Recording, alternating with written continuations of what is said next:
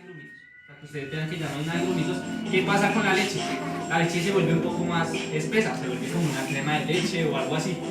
En este caso, entonces, como pueden ver, miren, ya se queda solo leche, no hay indicios de leche en polvo, hasta que se disuelvan todos los grumitos.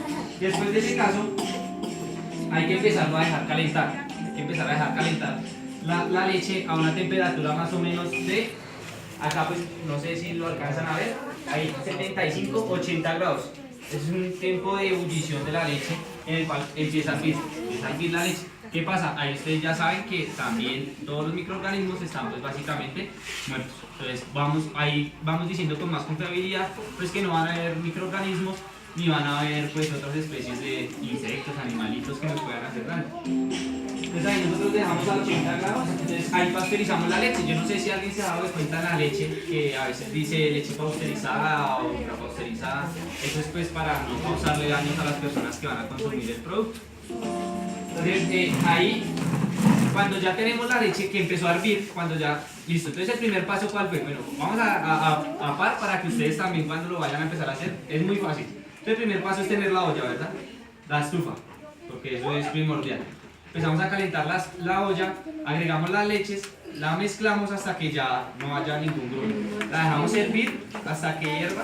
Ya sabemos que ahí ya matamos todos o sea, hay que siempre dejar hervir las cosas. No es caso siempre en el yogur, por lo menos cuando vamos a utilizar alguna fruta, pues es básicamente que siempre meter, que hierva el agua y meter la fruta aproximadamente de 3-5 minutos para que mate pues todos los microorganismos y pueda ser mucho mejor el consumo.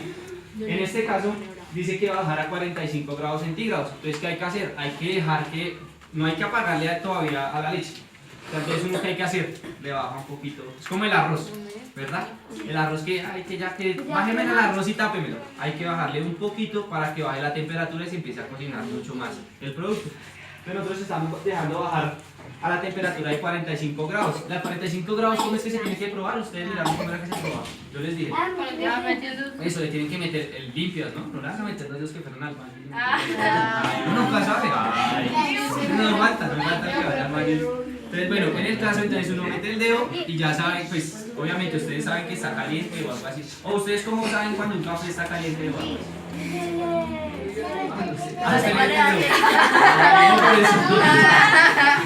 No, o sea, cuando ya está caliente es algo que ustedes pueden decir, que hacen, o sea, en una expresión es como un poco fea.